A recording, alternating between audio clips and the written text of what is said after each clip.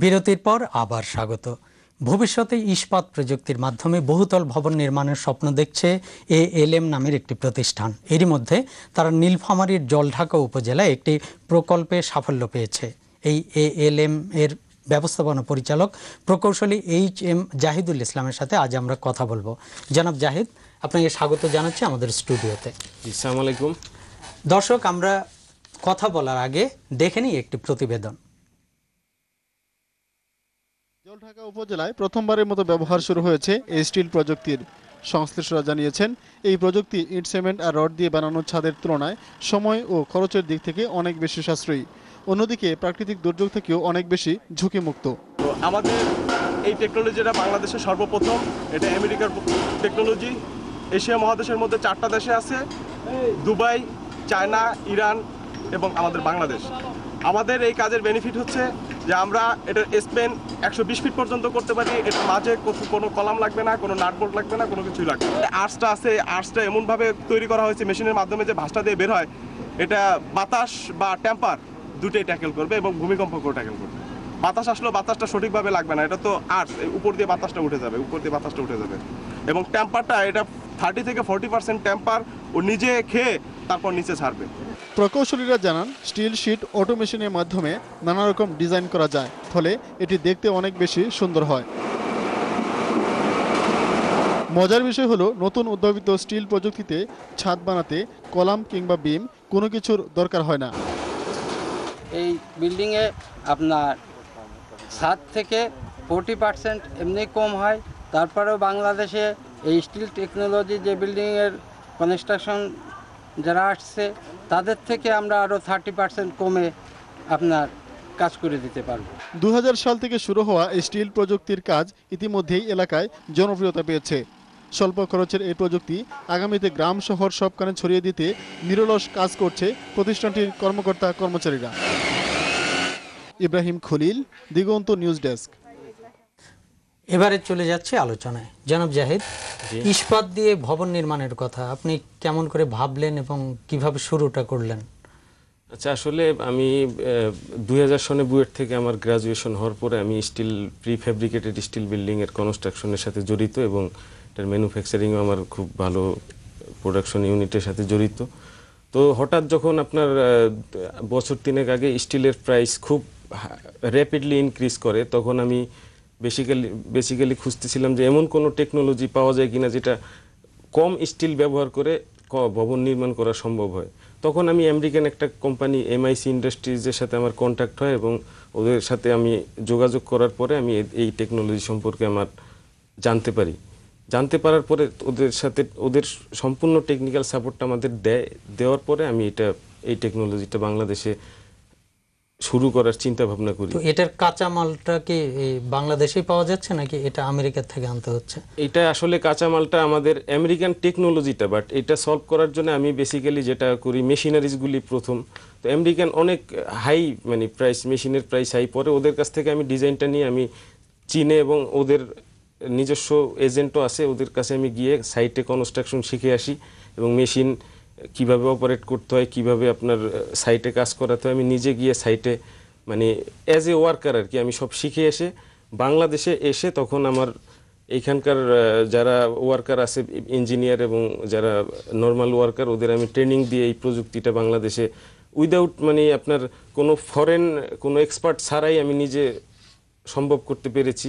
কারণ বাংলাদেশি ওয়ার্কাররা অনেক স্কিল, ওদের আসলে খুব অল্পতে আমি এটা সাকসেসফুল হয়েছি। যে এই পর্যন্ত কতগুলো ভবন তৈরি হয়েছে এবং সেটা কি ধরনের ভবন, কি কাজে ব্যবহার করা হচ্ছে? জি, আমি আসলে যে ভবনগুলি আমরা সলভ করি মেইনলি আমাদের লং ক্লিয়ার স্প্যান যেগুলি লাগে, ইন্ডাস্ট্রিগুলি যেগুলি হয়, এটা আসলে লং ক্লিয়ার স্প্যানটা এখানে খুব ফ্যাক্টর। তো আমরা উইদাউট এনি ইন্টারমিডিয়েট কলাম আমরা 125 ফিট পর্যন্ত আমরা করতে পারি, যেটা নর্মাল প্রিফ্যাব এবং কনভেনশনাল মেথডে অনেক এক্সপেন্সিভ হবে। সেই তুলনায় আমরা কোনো ক্ষেত্রে 50% কস্টে এইগুলি করে দিতে পারতেছি, বিকজ আমাদের যে স্ট্রাকচারগুলি রুফিং ইউজ করা হয় এতে কোনো রাফটার, পার্লিন বা কোনো মেম্বার দরকার হয় না, অ্যাডিশনাল মেম্বার যেটা শুধু শিটই আপনার সেলফ সাপোর্টেড এবং নিজেই লোড বিয়ার করতে পারে। এবং এই যে ভবনের রূপটা আমরা যে ডিজাইন করি, এটা শেল স্ট্রাকচারের কনসেপ্ট থেকে শেল লাইক এগ শেল, মানে ডিমের খোসা যেমন আপনার পুরুত্ব অনেক কম বাট অনেক বেশি লোড নিতে পারে, তো একই কনসেপ্টে এটা ডিজাইন করা, যার কারণে ম্যাটেরিয়াল অনেক কম লাগে এবং খুব আর আমরা যে মেইন ম্যানুফ্যাকচারিং প্রসেস যেটা আপনার এভিএম, আমাদের অটোমেটিক বিল্ডিং মেশিন যেটা আমরা ইউজ করি, এটা যে কোনো সাইটে গিয়ে খুব কম সময়ে, যেটা আপনার 4 মাসের কাজ আমরা 15 দিনে করে দিতে পারি। তো এটা কি এখন কি শুধু শিল্প খাতেই আপনার ভবনগুলো নির্মাণ করেছেন নাকি আবাসিক?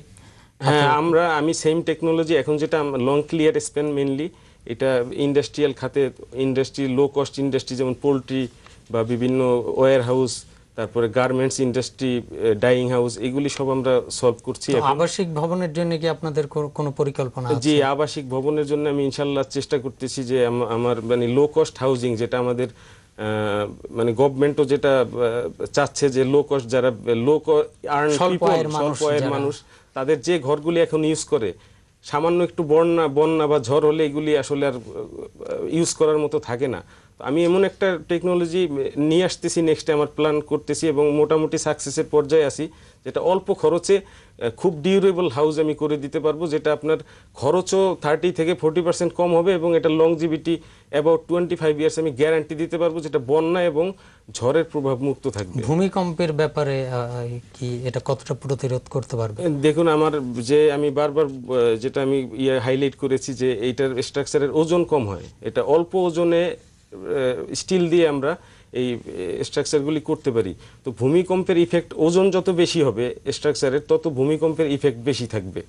তো এই কারণে যেহেতু ওজন কম, সেহেতু ভূমিকম্পের ইফেক্ট অনেক কম, মানে নর্মাল ইয়ার চেয়ে অনেক কম। আপনার এই স্টিল দিয়ে কি বহুতল ভবন নির্মাণ করা সম্ভব? বহুতল বিল্ডিং করার ব্যাপারে লং ক্লিয়ার স্প্যানের কনসেপ্ট ওইখানে লাগে না। ওইটা আপনার বহুতল করতে গেলে আপনার সেই ক্ষেত্রে আমরা এইগুলির উপরও কাজ করছি যে আপনার বহুতল ভবন করার জন্য আপনার স্টিল এবং আরসিসির কম্পোজিট স্ট্রাকচার, যেটা বাংলাদেশের জন্য নেক্সট ফিজিবল এবং এটা ভূমিকম্প অনেক প্রোটেক্ট করতে পারে, এগুলি নিয়ে আমরা কাজ করছি। ইনশাল্লাহ ইন ফিউচারে আমরা এগুলিও প্র্যাকটিস করা শুরু করব। আপনি যখন কাজটা শুরু করলেন তখন কি কি সমস্যা আপনি মোকাবেলা করেছেন? সমস্যা আসলে মেইনলি যেটা করেছি যে বাংলাদেশে মানে মানুষের ন্যাচারাল যেটা স্বভাব, যে নতুন জিনিস অ্যাকসেপ্ট করা প্রথম অনেকেই করতে চায় না যে কি হবে না হবে। তো সেই ক্ষেত্রে আমাকে হেল্প করেছে আসলে যারা আমাদের বুয়েটের শ্রদ্ধেয় টিচার, আমি অনেক টিচারের কাছে গিয়েছি এবং যারা ইন্ডাস্ট্রিয়াল কনসালটেন্ট হিসেবে কাজ করে এবং রিনাউন্ড আর্কিটেক্ট বাংলাদেশের, এবং ওরা খুব আমাকে হেল্প করেছে এবং এটা আমি আনার আগে তাদের দেখিয়েছি যে এইটা হবে, তারা আমাকে সবাই উৎসাহ দিয়েছে এবং তাদের অনুপ্রেরণায় আমি জিনিসটা আনতে সক্ষম হয়েছি। এবং ইনিশিয়ালি প্রথম যে কাজ, এদের মাধ্যমে আমি ইন্ট্রোডিউস হতে পেরেছি মার্কেটে এবং এদের মাধ্যমে আমি কিছু কাজ যখন করেছি এবং অন্য ক্লায়েন্টকে আমি ভিজিট করিয়েছি, সেই ক্ষেত্রে মানে সবাই মোটামুটি স্যাটিসফাইড হয়েছে এবং এখন ইনশাল্লাহ সবাই যার কাছেই যাচ্ছি সবাই আমাকে এটা অ্যাপ্রিশিয়েট করছে এবং আমি খুব ভালো রেসপন্স পাচ্ছি। সাধারণ মানুষের কাছ থেকে কি রকম সাড়া পাচ্ছেন? সাধারণ মানুষের কাছ থেকেও আমি, সাধারণ মানুষ মিন্স আপনার যারা লো কস্ট, যারা বাড়ি তৈরি করবেন বা শিল্প তৈরি করছেন, হ্যাঁ এই সব প্রজেক্ট যারা ধরেন বিভিন্ন মানে এনজিও বা যারা লো কস্ট হাউজিং এর উপর কাজ করে, অনেকে আমার এইগুলির লো কস্ট হাউজিং এর ব্যাপারে আমার সাথে যোগাযোগ করেছে। তো এটা আমার future planning, within 3 or 4 month আমি ইনশাল্লাহ এটা শুরু করব, বাংলাদেশে এটা আমি নিয়ে আসবো। তো এখন বাংলাদেশে আপনি তো বললেন যে প্রাকৃতিক দুর্যোগের উপযোগী, বিশেষ করে এই ঝড় বৃষ্টি এবং ভূমিকম্প, তো বাংলাদেশের যে সামগ্রিক আবহাওয়া যেটা ষড়ঋতুর বাংলাদেশ, মানে 2 মাস পর পরে আমাদের আবহাওয়া পরিবর্তন হচ্ছে, এই পরিবেশে আপনার এই ইস্পাত কতটা, এবং যেহেতু এটা এই কাঁচামালটা আসছে চীন থেকে, আমেরিকার প্রযুক্তি, চীনের কাঁচামাল, কোরিয়ার কাঁচামাল এবং অবস্থান বাংলাদেশ, এতে কতটা সম্ভাবনা দেখছেন আপনি? না, এটা আসলে স্টিল কিন্তু বাংলাদেশে যত স্টিল ইউজ হয় উইথ এক্সেপ্ট রড, এখানে ম্যানুফ্যাকচারিং রডের আছে, বাট যত স্টিল মেইন ম্যানুফ্যাকচারিং সব বিদেশ থেকেই আসছে, নর্মাল প্রিফ্যাব বিল্ডিং বা সব ইম্পোর্টেড স্টিল দিয়েই হচ্ছে। তো সেই ক্ষেত্রে আমারটাও ইম্পোর্টেড, বাট কম লাগতেছে কোয়ান্টিটি, এটা দেশের জন্য সেভ হচ্ছে। আর আরেকটা ব্যাপার, কোনো প্রাকৃতিক দুর্যোগ যদি হয়, যে মানে মনে করেন এই মুহূর্তে একটা আল্লাহ না করুক একটা প্রাকৃতিক দুর্যোগ যদি হয়, সেই ক্ষেত্রে যে শেল্টারগুলি মানে লোকজন কোথায় যাবে, সেই ক্ষেত্রে আমি র্যাপিডলি ধরেন একদিনে আমি 10,000 স্কোয়ার ফিট বিল্ডিং আমি ইনস্ট্যান্ট এখন বললে এখন করে দিতে পারবো।